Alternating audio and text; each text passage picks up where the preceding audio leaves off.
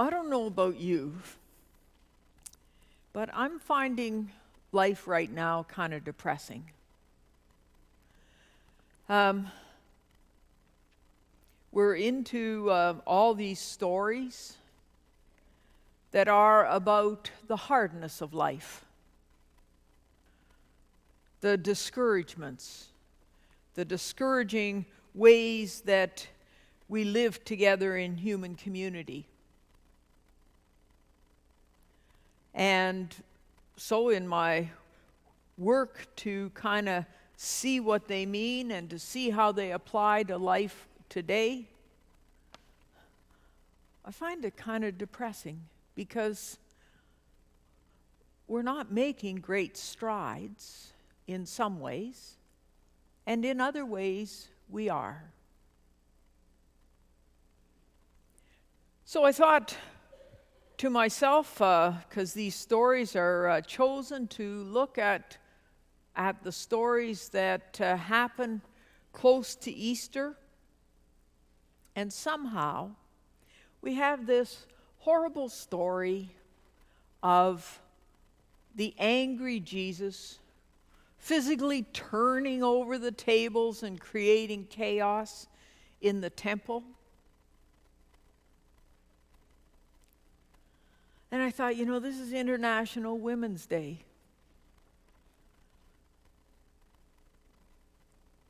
We live in a world where the United Nations is asking us to keep track of what they're calling femicide, the number of women who are killed by angry men in their lives. It's a worldwide epidemic. And we live in a world where I probably can't say this in church. So, anyway, probably a very talented and probably the most talented or most able candidate for President of the United States just bottoms out. Some said she spoke too shrilly, however you say that. Her voice was too shrill.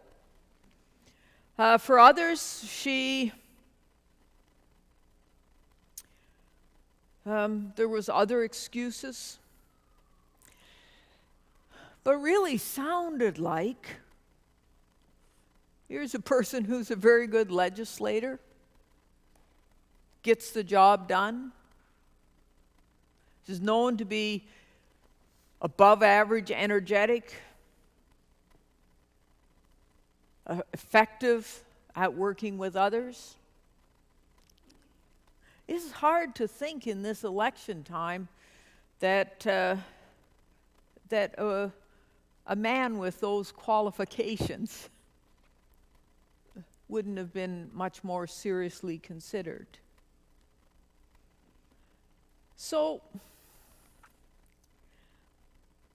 I think in some ways it's too bad to bring this angry Jesus into worship today.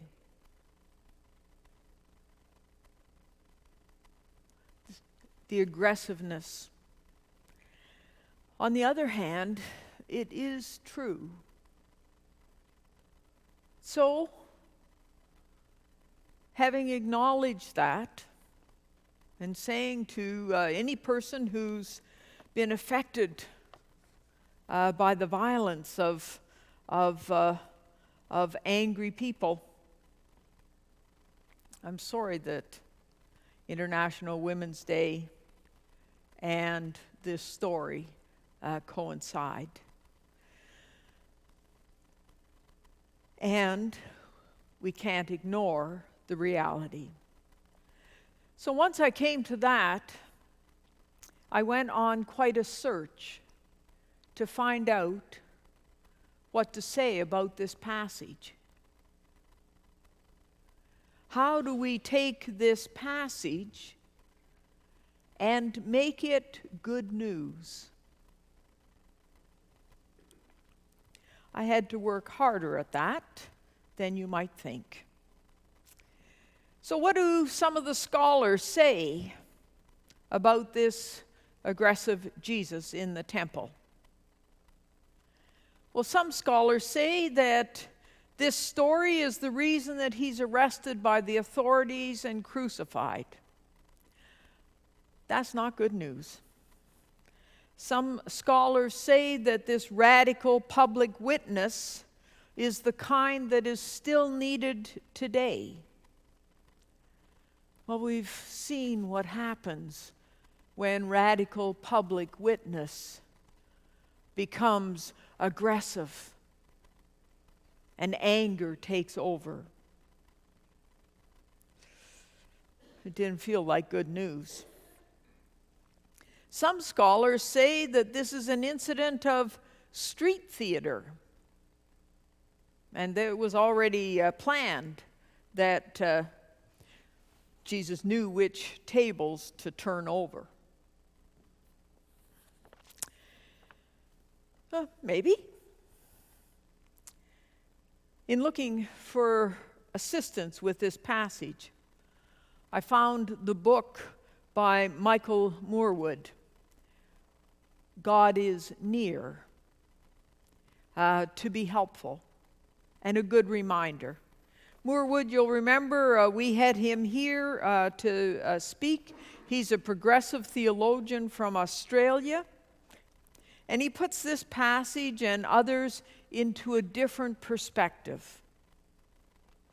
He says, you have to remember a few things. Jesus is human, like you and I are human. He gets angry.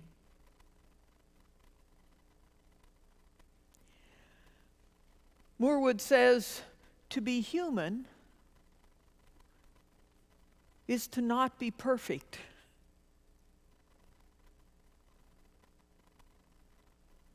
Did Jesus just lose it? In the book of John that we're reading, that we read the story from, although it's in all 4 of the Gospels, it happens early in his ministry. Could it be that he, as a younger person in leadership, felt the frustration of a temple that was supposed to be on the side of the Jewish people, who was actually acting as an agent for Rome and collecting some of the taxes? Could it be that in his inexperience, his rage just boiled over? That would be very human. Remember when Martin Luther King used to teach people how to be nonviolent? And we didn't go, the people in those marches didn't go from just being human as they are to becoming nonviolent saints. They did it as they practiced march after march after march. As they reflected, I really lost it today. I'll do better tomorrow.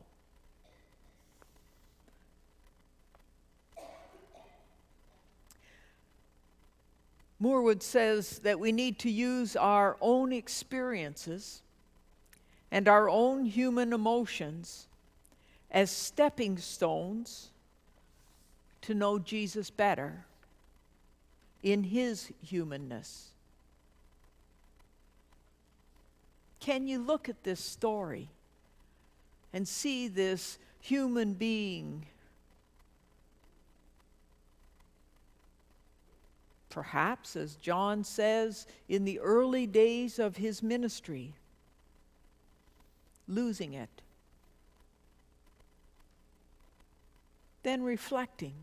Because this story is unique in that it is the only time in the ministry of Jesus that's recorded that he loses his temper in this way. Does that make sense?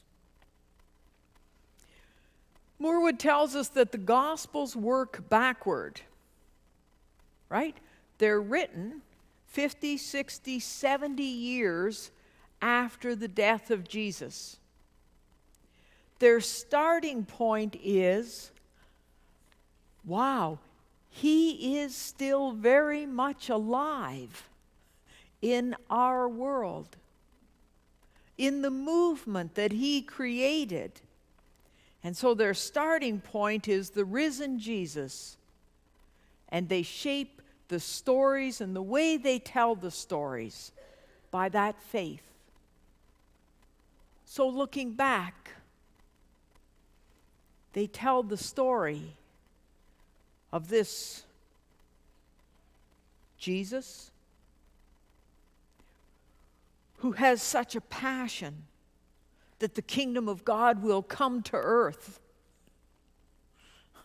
that he's willing to turn over the tables and reveal the kind of collusion that's happening by a revered institution of his day.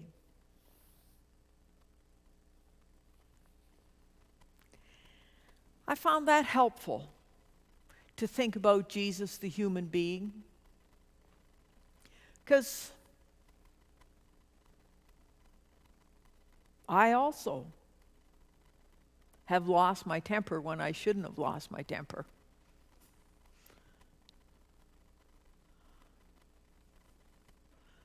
I've got better at it as I've got older.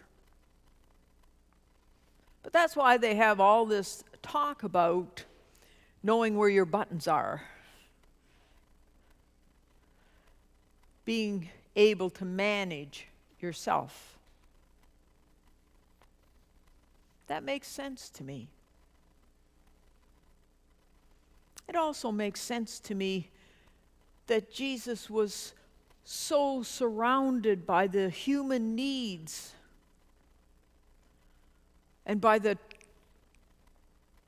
turmoil and the treachery that was happening to the common people who were in the crowds that gathered around him and were part of the stories that he heard, that he just got so frustrated that he said, you know, we have to make a witness to the fact that the temple is not our friend.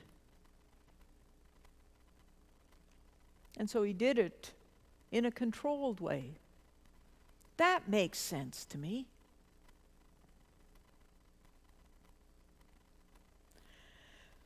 Well, I've done 10 or 12 hours work on this passage this week. I've given you a couple of ideas. I wonder what you think. Can you make good news? Can you see the human Jesus as one who just felt so strongly